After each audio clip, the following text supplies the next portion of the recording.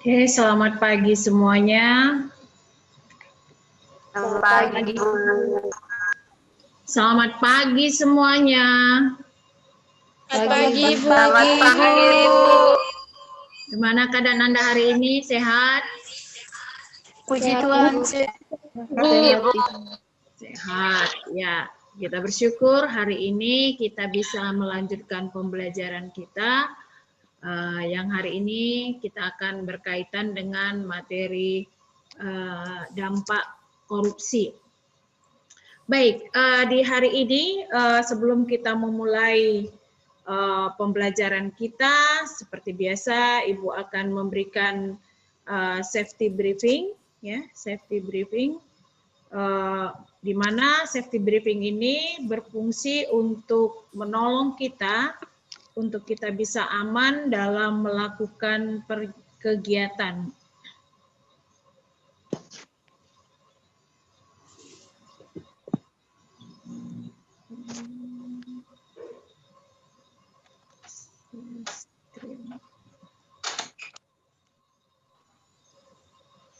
Apakah sudah kelihatan? Belum ya? Belum, Ibu. Belum, Ibu. Ya. Jadi pagi ini perkuliahan kita akan masuki dengan materi dampak korupsi. Nah, sebelum kita memulai perkuliahan ini, saya ingin kita semua memahami terlebih dahulu tentang keadaan kita agar kita aman, ya, agar kita aman dalam melakukan perkuliahan ini. Yang pertama-tama Anda harus berada pada lokasi yang aman, ya, terhindar dari bahaya-bahaya yang ada di sekitar Anda. Kedua,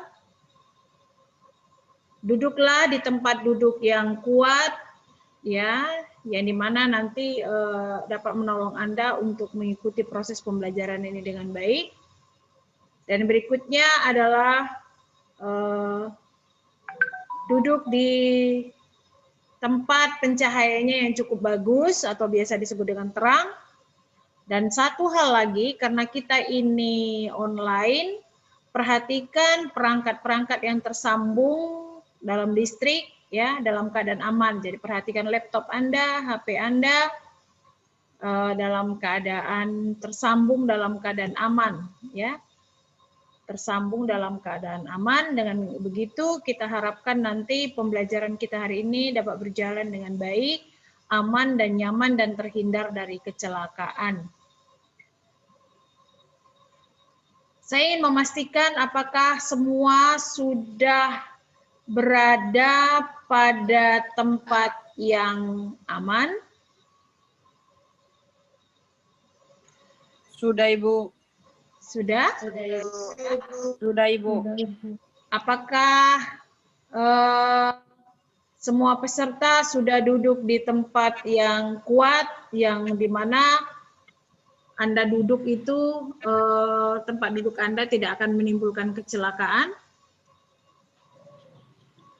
Ya, Ibu. Apakah perangkat Anda yang tersambung, ada yang tersambung ke aliran listrik? Tidak ada, Ibu. Tidak, Ibu. Ada atau tidak ada? Tidak ada, Ibu. Ada, Ibu. Tidak ada, Ibu. Oke, baik. Berarti semua sudah siap untuk mengikuti pembelajaran hari ini. Nah, pembelajaran anti korupsi ini saya ingin dari awal saya sudah katakan bahwa pembelajaran anti korupsi, kembali saya tegaskan, adalah terjadinya perubahan perilaku dari korupsi menjadi anti korupsi atau meningkatnya nilai-nilai integritas dari setiap mahasiswa yang mengikuti pembelajaran ini. Jadi hari ini saya ingin mengajak kita untuk bersemangat, ya, bersemangat dalam perkuliahan PBAK ini dan menghasilkan pribadi-pribadi yang tangguh melawan korupsi melalui sebuah yel-yel, ya. Jadi yel-yelnya seperti ini. Nah, nanti tolong perhatikan. Ya, jadi nanti kalau saya bertanya, yel-yelnya seperti ini. Kalau saya bertanya, aku siapa? Maka Anda menjawab mahasiswa. Korupsi, terus saya bertanya lagi, korupsi, maka Anda jawab no. No dengan tangan diangkat seperti ini. No. Ya, jadi kita harus sudah mendidik diri kita untuk terus-menerus. Tujuan yel-yel ini adalah agar semangat kita melawan korupsi itu selalu dibangkitkan. Jadi kita coba. Sudah hafal ya? Sudah, Ibu. Kita coba dulu, Saya tanya dulu. Aku siapa? Mahasiswa. Oke, ulang. Coba jangan ada yang unmute. Coba speakernya diaktifkan semua. Kita siap-siap. Aku siapa? Mahasiswa. Harus keras, harus semangat. Ya, mahasiswa. Ya, oke? Saya ulang. Aku siapa? Mahasiswa. Korupsi? No. Harus lebih tegas ya. Oke, ulang. Saya sudah hafal ya. Jadi share-nya, screen-nya saya tutup. Kita coba, kita ulang lagi agar hari ini ketika kita belajar dampak korupsi, kita memiliki semangat untuk melawan korupsi. Aku siapa? Mahasiswa. Wah, nggak kompak. Ulang. Ini Justinianto, tolong duduk. Saya tidak bisa start video nih. Ya. Oke, dengar. Ulang ya. Ibu akan bertanya, aku siapa? Mahasiswa. Korupsi? No. Ulang, satu kali lagi. Aku siapa? Mahasiswa. Korupsi? No. Ya, jadi saya harap dengan kita selalu mengisi diri kita bahwa kita mengatakan tidak kepada korupsi akan menimbulkan jiwa perlawanan terhadap korupsi itu. Baik, hari ini kita akan belajar kembali tentang materi anti korupsi berkaitan dengan dampak korupsi. Hari ini kita belajar lagi dan tolong perhatikan para mahasiswa. Ya. Saya ingin menjelaskan bahwa melalui materi hari ini, diharapkan kompetensi mahasiswa itu adalah pertama mengetahui akibat korupsi. Ya, jadi kita tahu bahwa korupsi itu menghasilkan banyak hal yang bisa merugikan kehidupan kita. Yang kedua, setelah kita mengetahui akibat korupsi, kita akan memiliki empati, ya, empati kepada korban korupsi itu. Yang ketiga, kita mampu menghindari perbuatan dan perilaku korupsi, ya, mampu menghindari perbuatan dan perilaku korupsi. Jadi hari ini ketika kita belajar tentang dampak korupsi, 3 kompetensi ini kita diharapkan ada di dalam diri mahasiswa. Pertama, mengetahui akibat korupsi. Kedua, memiliki empati pada korban korupsi. Dengan memiliki empati, kita harapkan kita akan mampu menghindari perbuatan dan perilaku korupsi. Oke. Ada beberapa poin tentang dampak-dampak korupsi. Dampak-dampak korupsi di sini adalah pertama dampak ekonomi. Ya, jadi kalau terjadi korupsi maka akan terjadi dampaknya kepada dampak ekonomi. Kedua, dampak sosial dan kemiskinan masyarakat. Dan yang ketiga, dampak terhadap kesehatan masyarakat itu sendiri. Ya. Dan yang keempat itu dampak birokrasi pemerintah. Dan yang berikutnya lagi dampak terhadap politik dan demokrasi. Dan yang berikutnya lagi dampak terhadap penegakan hukum. Dampak yang berikutnya lagi adalah dampak terhadap pertahanan dan keamanan, serta dampak terhadap kerusakan lingkungan. Jadi, kalau kita perhatikan korupsi itu memiliki dampak yang begitu luas, ya, begitu luas terhadap seluruh aspek kehidupan kita. Ya, tidak ada kehidupan kita yang tidak tersentuh oleh dampak korupsi itu sendiri. Jadi kenapa akhirnya kita mengatakan korupsi itu adalah sesuatu yang merusak adalah karena memang apa? Dampaknya itu sangat besar ya. Kalau kata dampak masif di sini adalah dia menyebar, dia dapat menguasai beberapa lini kehidupan kita.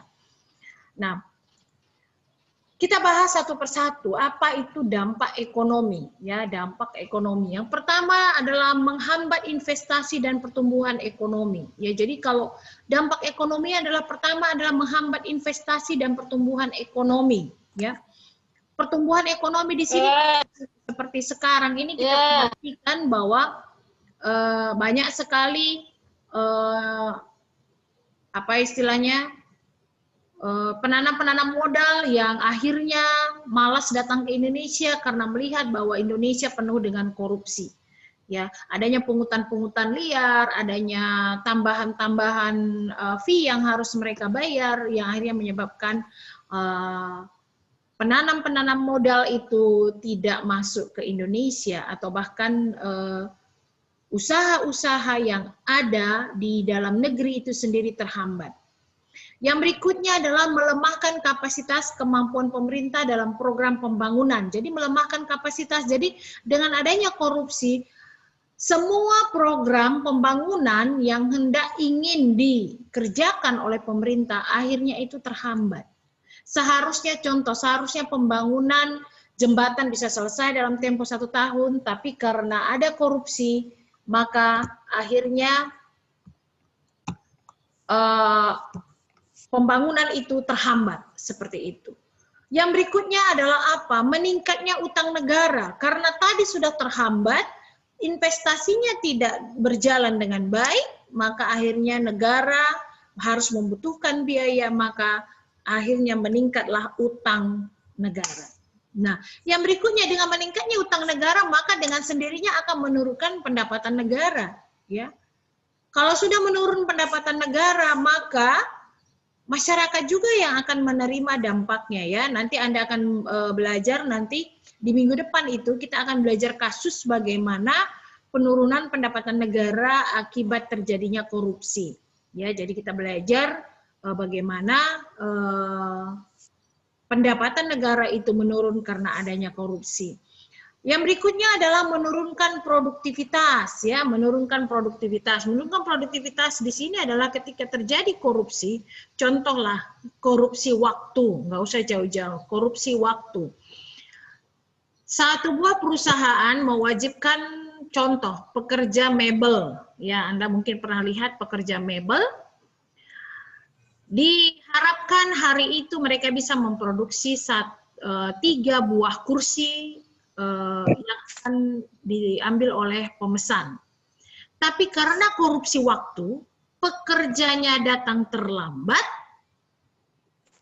maka 3 buah kursi yang hendak diberikan kepada pelanggan tadi tidak bisa diselesaikan. Yang seharusnya hari itu bisa mendapatkan uang dari 3 kursi tersebut, akhirnya tidak bisa. Karena apa? Karena korupsi. Korupsi apa? Korupsi waktu. Ya, jadi Anda juga kalau seandainya masuk ke kelas Zoom itu sudah melewati batas waktu, juga itu menurunkan produktivitas. Karena apa? Harusnya Anda sudah mendapatkan materi utuh, tetapi akhirnya Anda tidak mendapatkan materi utuh. Jadi menurunkan korupsi juga itu sangat mempengaruhi penurunan produktivitas. Ya, oke. Kita lihat dalam dampak sosial dan kemiskinan masyarakat.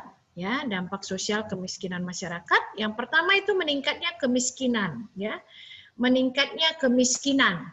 Ya, namanya kalau sudah ada korupsi, maka terjadi peningkatan kemiskinan. Yang kaya semakin kaya, yang miskin semakin miskin. Ya, Terus tingginya angka kriminalitas. Kenapa? Kok bisa tingginya angka kriminalitas itu menjadi dampak dalam dampak korupsi? Contohlah, kalau harga-harga di pasar, contohlah kalau sekarang ini harga apa ya di Kupang yang tinggi ya, bawang putih tinggi karena adanya penimbunan stok oleh pengepul umpamanya. Akhirnya karena barangnya langka, maka akhirnya di pasaran bawang putih tersebut menjadi langka. Karena langka, akhirnya muncullah yang namanya ketidakmampuan untuk membeli. Karena tidak mampu membeli, maka orang akan, karena kebutuhan, maka orang memiliki berbagai macam cara untuk mendapatkannya, salah satu dengan tindakan kriminalitas. Jadi jangan heran ya, kalau Anda mungkin menemukan video-video di YouTube atau di mana gitu, di berita-berita sosial media itu bahwa ada ibu-ibu yang berbelanja tapi mengambil sedikit bagian lain. Ya, dia ingin beli bawang putih, tapi akhirnya dia mengambil yang lain, diam-diam. Ya, karena apa? Ya itu tadi. Karena ada meningkatnya kemiskinan, maka timbullah angka kriminalitas. Demoralisasi itu semacam penghilangan nilai-nilai moral. Ya, orang sudah tidak takut lagi yang namanya mencuri. Orang sudah tidak takut lagi yang namanya berbuat salah dengan alasan bahwa mereka membutuhkan. Ya, mereka membutuhkan. Jadi mereka mengatakan ya wajar saya berbuat seperti ini karena apa? Saya membutuhkan, saya tidak punya uang. Ya, seperti itu. Jadi itu dampak-dampak. Jadi dampak daripada korupsi ini begitu luar biasa. Ya. Kita lihat lagi dampak terhadap kesehatan masyarakat, ya. Pertama, tingginya biaya kesehatan, ya. Kita perhatikan sekarang kalau kita tidak memiliki BPJS, maka ketika kita berobat ke dokter, kita akan berhadapan dengan biaya yang cukup tinggi, ya. Contohlah kalau kita tidak memiliki BPJS dan ketika kita berobat ke dokter, itu tarif yang dikenakan itu cukup tinggi. Belum lagi tarif ke dokternya, belum lagi tarif obatnya, ya. Jadi dengan biaya yang kesehatan cukup tinggi ini, maka tingginya angka kematian ibu dan bayi dan ibu, ya. Tingkat kesehatan yang masih buruk, ya, banyaknya penyakit-penyakit yang sekarang, ya. Jadi orang terkadang kalau seperti pandemi sekarang ini kita perhatikan bahwa dana yang digelontorkan pemerintah untuk menangani pandemi ini cukup besar, ya, cukup besar. Tapi beberapa hari terakhir ini kita perhatikan Presiden Jokowi itu ada marah. Karena apa? Dia melihat kenapa penanganan COVID ini tidak sesuai dengan ekspektasinya dia. Yang diharapkan terjadi penurunan kasus, tetapi ternyata penurunan kasus penaikan kasus semakin banyak seperti itu. Ada apa di dalamnya? Ya, kalau kita perhatikan sekarang ini kondisi kesehatan masyarakat itu semakin hari semakin terpuruk. Ya, kita perhatikan ada apa di balik itu. Nanti kita akan analisis ya. Jadi di pertemuan minggu depan nanti kita coba untuk kita belajar studi kasus yang berkaitan dengan dampak-dampak korupsi ini. Nah, dampak terhadap birokrasi ya. Nah, birokrasi ini juga sangat-sangat dipengaruhi oleh korupsi ya. Korupsi menghambat peran negara dalam mengatur alokasi ya. Ya. Jadi kalau kita ingat dulu kasus-kasus korupsi bagaimana seorang anggota dewan memenangkan daerah pemilihan dia untuk mendapatkan anggaran, itu adalah juga korupsi. Ya. Jadi harusnya anggaran itu dialokasikan untuk daerah lain, tapi karena ada kong kali kong, ada kesepakatan, maka akhirnya alokasi yang seharusnya didapat oleh daerah itu akhirnya tidak tidak bisa diterima, ya alokasi dana lah, alokasi pembangunan, ataupun apa ya, seperti poin kedua ini menghambat negara melakukan pemerataan akses dalam dan aset, ya. Jadi kalau zaman sekarang ini kita bersyukur bahwa Provinsi Nusa Tenggara Timur kita mendapatkan begitu banyak pembangunan fisik yang dikerjakan melalui pemerintahan Jokowi. Nah, tapi di dalam pelaksanaannya juga masih tetap terdapat korupsi, ya. Yang berikutnya lagi, korupsi juga memperlemah peran pemerintah dalam menjaga stabilitas ekonomi dan politik, ya. Jadi birokrasi pemerintah, contohlah birokrasi yang paling aman adalah ketika kita pergi mengurus KTP atau kartu keluarga, ya. Sering sekali kita mendapat hambatan bahwa kita harus berhadapan dengan para petugas-petugas yang dengan segala macam tingkahnya yang membuat kita terhambat dalam mengurus kebutuhan itu. Nah, sekarang yang berikutnya adalah dampak terhadap politik dan demokrasi. Saya agak cepat sedikit karena waktu kita sudah mau habis, ya. Yang berikutnya adalah dampak politik dan demokrasi ini adalah adanya mengganggu sistem politik. Harusnya sistem politik itu aman, bersih, bebas dari korupsi, tapi ya sekarang kita perhatikan, ya, orang terpilih bukan karena dia memberikan sesuatu yang baik untuk daerah itu atau untuk para pemilihnya, tetapi dia bisa naik ke atas karena dia membayar, karena dia memberikan sesuatu kepada para pemilihnya, gitu ya. Jadi akhirnya tatanan politik yang harusnya bebas bersih dari kolusi, nepotisme itu tidak berlaku lagi. Yang berikutnya adalah penegakan hukum. Nah, korupsi dalam penegakan hukum juga membuat orang-orang akhirnya malas berhadapan dengan hukum. Orang mengatakan, untuk apa? Toh nanti juga kalau saya nggak punya uang, kasus saya tidak akan bisa dimenangkan. Ya, untuk yang seperti ini sudahlah, karena apa? Saya harus mengeluarkan biaya untuk penanganan kasus saya. Sehingga sekarang orang malas untuk melaporkan sesuatu, karena akan diperhadapkan dengan banyaknya biaya-biaya hukum yang mereka harus bayar, ya.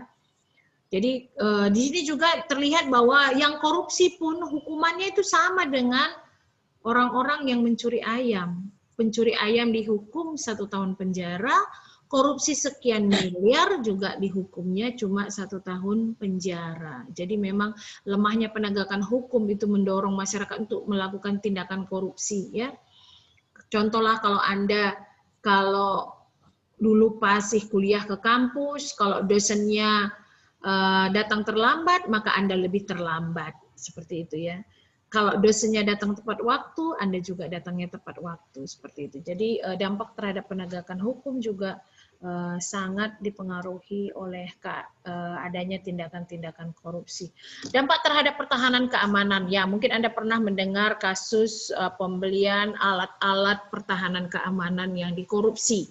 Ya, jadi itu juga ya harusnya kita negara yang cukup luas ini harus memiliki sekian pesawat tempur, sekian kapal untuk menjaga perairan kita. Tetapi karena dalam pengadaannya tidak sesuai dengan standar, adanya korupsi di dalamnya, maka akhirnya kita negara yang pertahanannya masih di bawah dari negara-negara lain yang sama dengan kita, gitu ya. Jadi adanya korupsi ini juga memperlemah kondisi pertahanan dan keamanan negara kita, dan itu harus kita menjadi pikiran kita. Kita tidak bisa mengatakan aku hanya kuliah, tetapi keamanan negara juga menjadi bagian dalam kehidupan kita. Yang berikutnya adalah dampak pelestarian lingkungan, ya. Korupsi juga menyebabkan dampak pelestarian lingkungan. Adanya pembabatan hutan secara sembarang, adanya izin penggunaan lahan secara bebas, ya, tidak mengikuti aturan-aturan yang sudah ditetapkan, itu juga menyebabkan lingkungan kita menjadi rusak, ya. Jadi polusi udara semakin tinggi, lahan-lahan kering semakin banyak, lahan-lahan tidak produktif ya. Kalau Anda perhatikan di Kalimantan itu ada penambangan intan yang dimana hasil sisa-sisa penambangan itu menjadi kolam-kolam tempat perindukan nyamuk ya.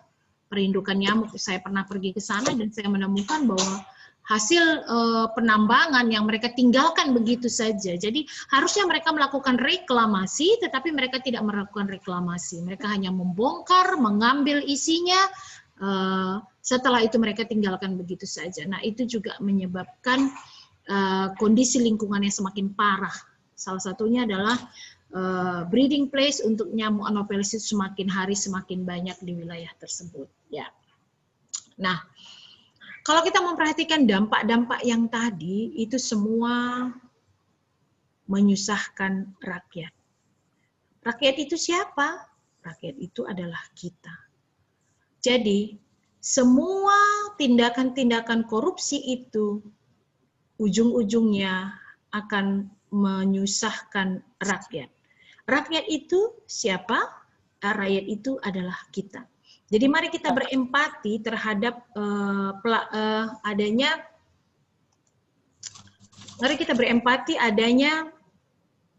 korupsi dan kita mau terlibat di dalam pencegahan korupsi tersebut ya. Jadi dampak-dampak yang diberikan atau dampak-dampak yang dibuat oleh korupsi itu sendiri semata-mata hanya menyusahkan rakyat. Dan siapa rakyat itu? Itu adalah kita sendiri. Ya, jadi saya harap Anda nanti join di Classroom, pelajari kembali materi-materi yang ada di sana dan baca kembali untuk semakin memperjelas ya, memperjelas tentang materi ini. Dan di sana nanti ada contoh-contoh ya, ada contoh-contoh dampak korupsi itu sendiri, dan nanti minggu depan kita akan membahas kasus dari beberapa korupsi ya. Jadi tadi kita perhatikan dari dampaknya, apakah kita nanti membahas tentang kerusakan lingkungan, kita membahas tentang nanti saya bentuk kelompoknya untuk minggu depan ya. Jadi Anda belajar dulu, memperhatikan dulu teori, karena melalui Zoom ini kita tidak bisa lama. Jadi nanti Anda bisa lakukan di Classroom, membaca. Saya harap Anda semua membaca materi di Classroom, ya, memperhatikan di sana dan memahaminya. Jika memang ada hal-hal yang nanti yang perlu ditanyakan, harap ditanyakan di Classroom atau di grup WA. Jadi sebagai kesimpulan materi kita hari ini saya mau mengatakan adalah bahwa korupsi memiliki dampak terhadap seluruh hidup kita. Dan korupsi itu menyusahkan rakyat. Rakyat itu adalah kita sendiri. Ya. Nah, untuk menutup perkuliahan kita melalui Zoom ini, saya ingin kita mengulang kembali yel-yel kita untuk memberi semangat, mencapai kompetensi yang terakhir tadi itu adalah apa? Berperilaku anti korupsi. Ya, oke, saya ulang ya. Siap?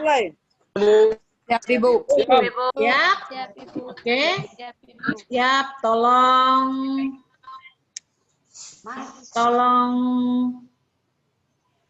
unmute semua. Tolong hidupkan videonya.